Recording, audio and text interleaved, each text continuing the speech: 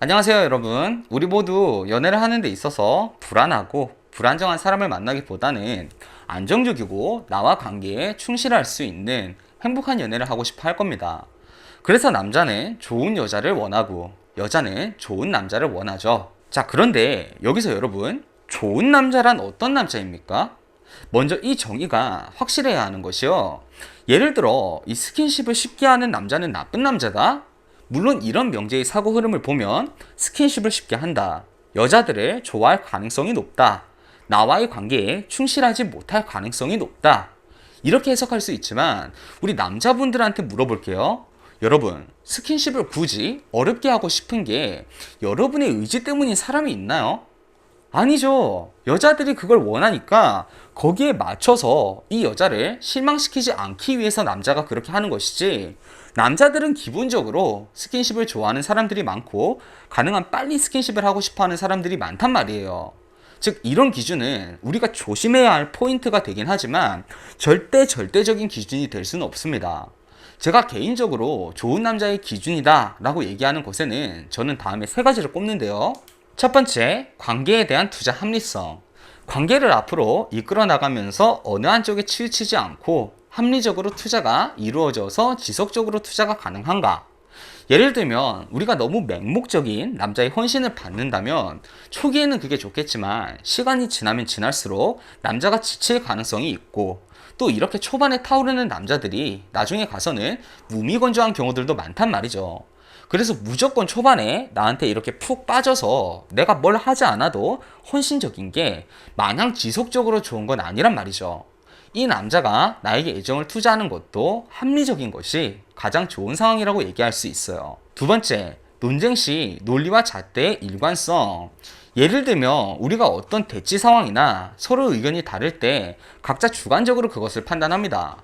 그런데 이 사람이 내가 잘못을 했을 때 가져다 대는 잣대와 자기 스스로 잘못했을 때 가져다 대는 그 잣대가 다르다면 그 남자는 객관적인 사람이라 할 수가 없고, 또 이 객관성이 떨어지는 사람과는 관계를 지속적으로 유지하기가 힘들어지겠죠. 세 번째, 힘든 상황에 대한 임계치. 여자분들이 많이 겪어보셨을 만한 것이, 남자가 뭐 일이 힘들어서, 뭐 시험 준비가 힘들어서, 가족사가 힘들어서 헤어지니 많이, 이런 경험들 직접 겪으신 분들도 있고, 또 주변에서 이런 경우들 지켜보신 경험들도 있으실 겁니다. 자, 여러분, 그때 여러분 어떤 느낌을 받았습니까? 여러분은 이건 내 잘못이 아니니까, 내가 못난 것은 아니니까 상황이 풀리면 달라질 거야, 이렇게 여러분 스스로를 자기 위로하는 것 외에는 할 수 있는 것이 없었을 겁니다. 즉 이렇게 아무리 힘든 상황에서도 내가 관계에 아예 손을 쓸 수 없을 정도로 관계에서 멀어지는 사람은 우리가 원하는 관계를 이끌어 나갈 수가 없을 겁니다. 자, 그렇다면 우리가 지금 얘기한 이 세 가지 내용을 모두 종합해 본다면요, 좋은 남자랑 결국 안정적으로 관계를 나랑 장기간 이끌어 나갈 수 있으며 어떤 갈등이 생기더라도 합리적으로 그것을 협의할 수 있는 사람, 이런 정리를 할 수가 있어요.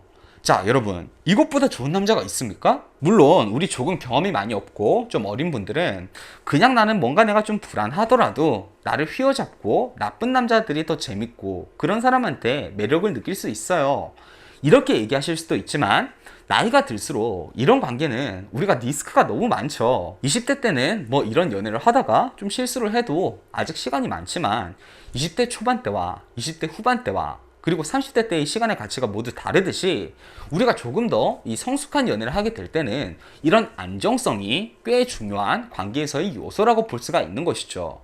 자, 그렇다면 방금 얘기한 이 세 가지 포인트들을 우리가 대체 연애 전에 어떻게 알 수 있을까?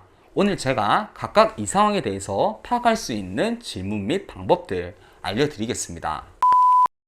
첫 번째, 관계에 대한 투자 합리성. 자, 여기에 대해서 우리 여자분들, 제가 하나 현실적인 얘기 하나 드리고 싶은 게요, 여자분들 이런 분들이 있어요. 내가 아무리 차갑고 도도하고 막 그렇게 굴어도 이 남자는 나한테 계속 그냥 다가와 주길 바래요. 그게 진짜 사랑이고 이런 사람이 나를 정말 사랑하는 거라고 심사 기준을 지금 이렇게 세우고 있는 거예요. 그리고 이 남자가 이렇게 안 하면 이 남자가 나를 그만큼밖에 사랑 안 한 거지, 내 매력이 뭐 그 정도인가 보지, 이러고 있습니다. 여러분, 냉정하게 말해서요, 연애는 시장입니다. 나만한 가치를 가진 사람이 왜 이 시장에 또 없어요? 당연히 있겠죠. 그런데 나만의 메리트는 저 사람이랑 나랑 이 겉으로만 보는 것이 아니라 나랑 교류를 하면서 그 사람이 나로 인해서 느끼는 감정적 만족에 의해서 이루어지는 겁니다. 그래서 사랑한다라는 관계는 뭐 필연적으로 어느 정도 충족할 수 있는 교류의 총량과 시간들이 필요한 거예요. 내가 아무리 예뻐도 아무리 잘나도 남자가 어느 정도 경험이 있고 이 통상적으로 얘기하기에 좀 나이가 있으면 아무런 내가 페이백이 없는데 그런 헌신적인 투자 하지 않아요. 같은 투자를 했을 때 자기도 어느 정도 만족할 수 있는 그런 여자한테 투자를 하죠. 연애하면서 자신감을 가질 필요 있습니다. 하지만 객관적으로 나 자신을 바라보는 눈도 중요하거든요. 그래서 보세요. 이 관계에서 서로 투자를 할 때는 서로마다 이 투자에 대한 합리성이 있어야 해요. 내가 이 사람에게 애정을 쏟을 때도 저 사람이 나한테 애정을 쏟을 때도 각각 그마다 정당한 상황과 이유가 있어야 한다는 겁니다. 그냥 조건 없이 나한테 반해서 나한테 헌신하는 그런 남자 좋아 보이죠. 근데 실제로는 그 남자는요, 여러분의 외모를 보고 관심을 가진 것만이 아니에요. 여러분이 어떤 여자일 것이다 라는 어떤 환상을 지금 가지고 여러분한테 그 환상에 대한 의미부여를 하고 있는 거라는 겁니다. 즉, 이 의미부여를 한 내 모습에서 내가 실제로 벗어난다면 이 사람은 더 이상 그 투자를 할 동기부여를 상실하게 되는 것이죠. 이런 상황보다는 이 사람이 감정이 움직이는 이 합리성을 보는 겁니다. 이때 여러분, 제가 알려드릴 방법은요, 이 남자가 주는 애정에 딱 절반 정도만 피드백을 줘보는 거예요. 예를 들면 이 남자가 저는 지금 당신이 내 마음에 있어요, 이렇게 얘기했을 때 나는 그 마음 정말 감사하고 소중하게 생각해요. 딱 이 정도로 내 마음을 확 밝히는 게 아니라 이 절반 정도의 피드백을 주는 겁니다. 이때 남자가 지금 보여주는 만큼의 투자를 지속하는 게 합리적인 거예요. 그리고 이 남자한테 꼭 중요한 것이 이 남자가 나를 왜 좋아하는지 이걸 꼭 들어보세요. 여러분 이거 이미 하고 계시다고 생각할 거거든요. 근데 남자한테 내가 왜 좋아? 이렇게 얘기하면요, 남자들 무슨 말인지 못 알아들어요. 그냥 너라서 사랑해, 모르겠는데 지금 그냥 좋아요, 이런단 말이죠. 그래서 이렇게 질문하면 여러분이 실망할 수밖에 없습니다. 이렇게 질문을 하는 겁니다. 나랑 연애하면 어떤 것이 좋을 것 같아요? 자, 이렇게 남자에게 질문을 했을 때는요, 남자가 이 대답을 할 때 자연스럽게 상대방이 생각하는 이 내 장점에 대해서 나열할 수밖에 없어요. 취미도 저랑 비슷하니까 이런 활동도 할 수 있을 것 같고, 성격도 이런 면이 저랑 케미가 어떨 것 같아요. 자, 여러분 여기에서 이 답변의 디테일성을 보는 거예요.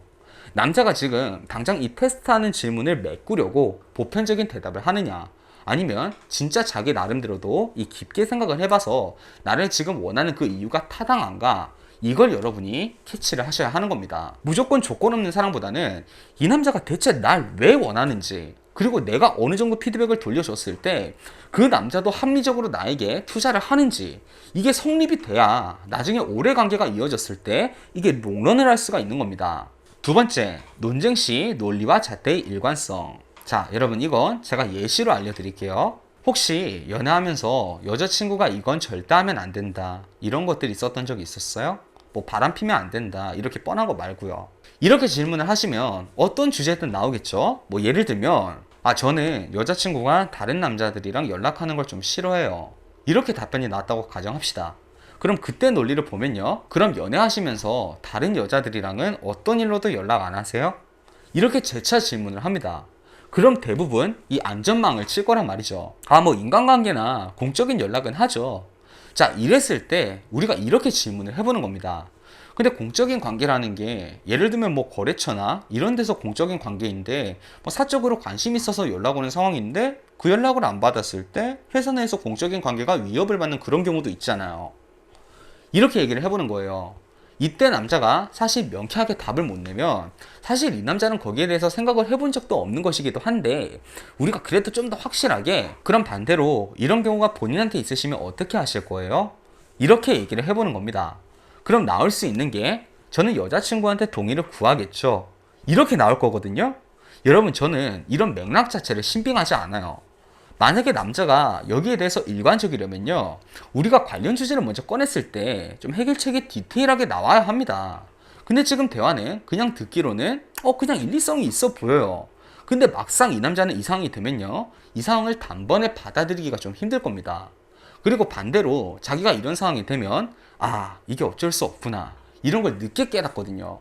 사실 이런 상황을 정확하게 알려면 연애를 해보면서 잣대가 일치하는지를 봐야 하는데, 이걸 우리가 초기에는 논장을 해볼 기회가 없으니까 우리가 볼 건 이 잣대가 일관성이 있느냐 없느냐 보다는 어떤 자신이 해결하기 어려운 연애적 상황을 하나 던져주고 거기에 얼마나 깊은 답변이 돌아오는지를 보시는 거예요. 왜 우리가 이 면접 볼 때 압박 면접 같은 게 이 순간 대답을 딱 내놓기 힘든 질문을 던짐으로써 그 사람의 대처력을 보는 거잖아요. 여러분 지금 면접관이신 거고 지금 남자분 면접자다, 이렇게 생각하시고 만약 내가 연애를 하면서 걱정되는 상황이 있으면 사전에 미리 이렇게 질문을 던져보는 것도 효과적일 수 있다는 것이죠. 세 번째, 힘든 상황에 대한 임계치.